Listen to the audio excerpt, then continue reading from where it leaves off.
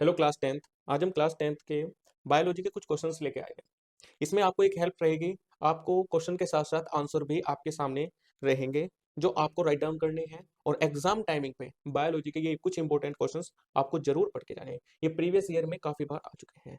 First question है, right one function of each of the following components of the transport system in human beings. Number 1 है blood vessels के बारे में बताना है, नंबर 2 लिम्फ और नंबर 3 हार्ट। देखिए नंबर 1 पे ब्लड वेसल्स। ब्लड वेसल्स क्या करती है? ये कैरी करती है blood throughout of the body. कहां से? आउट ऑफ द बॉडी से। और किसके थ्रू? तीन पार्ट होते हैं इसके, आर्टरीज, वीन्स, कैपिलरीज। किसके थ्रू? आर्टरीज, वीन्स और capillaries. Arteries carries oxygenated blood, ये कैसा करती है? ऑक्सीनेटेड ब्लड लेती है कहां से? हार्ट से। वीन्स डीऑक्सीनेटेड ब्लड लेती है कहां से? होल बॉडी हार्ट से।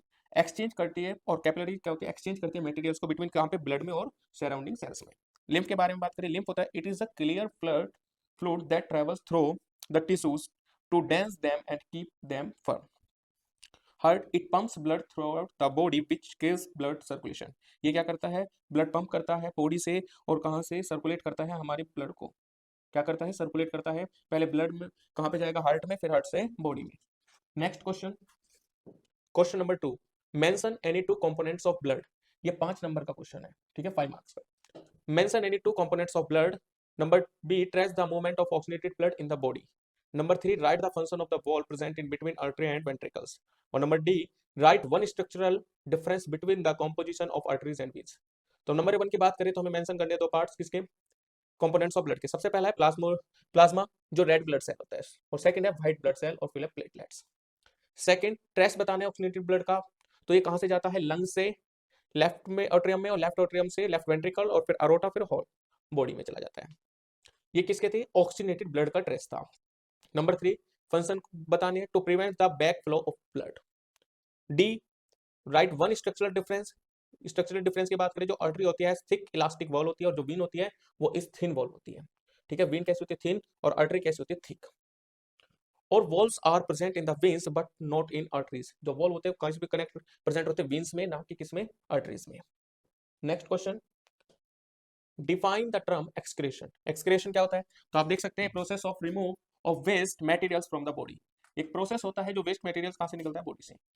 फिर पूछा है why should animals excreted waste matter. तो टॉक्सिक हो गया, नाइट्रोजीनियस वेस्ट मैटर हो गया, harmful materials is to be removed हो गया from the body if toxic substances retain in the body. Second पूछा, name the main excretion organ of human being and state the form in which the excreted matter is thrown out of the body. तो वो जो excretion organ of human being का name बताना, वो है kidney. और ये क्या करते हैं? यूरिन और लिक्विड फॉर्म में। यूरिन निकालते हैं, वो किस फॉर्म में रहता है? लिक्विड फॉर्म में। Next question, write the role of motor areas of brain. Motor areas की बात करें, motor areas of brain control कौन करता है? Movement of voluntary muscles. किसको? वॉलेंट्री मसल्स को ये क्या करती है? कंट्रोल करती है।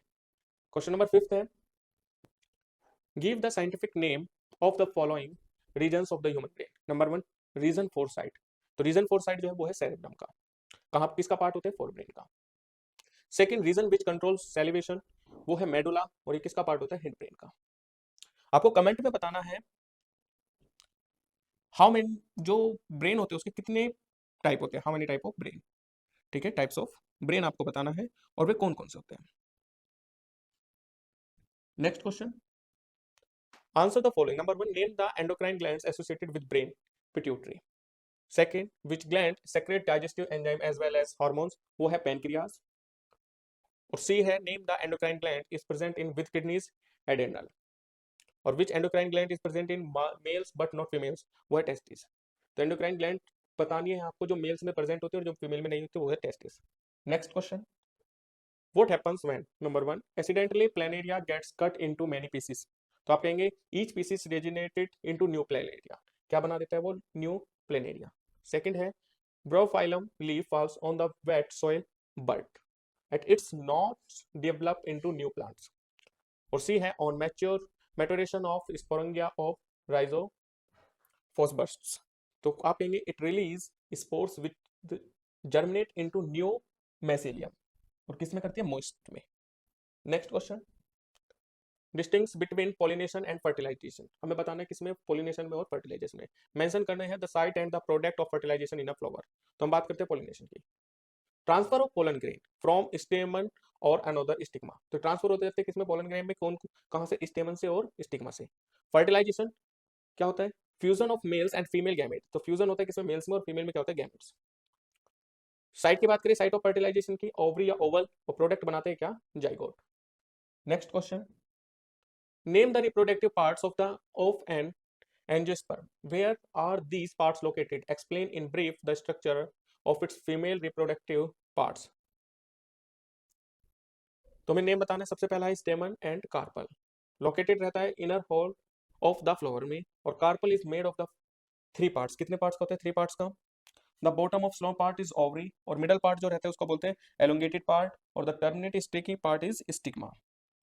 नेक्स्ट क्वेश्चन, और ये आज का हमारा लास्ट क्वेश्चन रहेगा बायोलॉजी से। List two reasons in favor of Mendel's choice of pea plants for his experiments. तो आप कह सकते हैं reasons क्या क्या है। Number one, flower in pea plants are bisexual, और number two, it has a short life span. Number three, pea plant has a number of visible contrasting characters, और नंबर फोर है the flower easily undergoes cell pollination. ठीक है, ये हमारे कुछ important biology से कुछ क्वेश्चंस थे।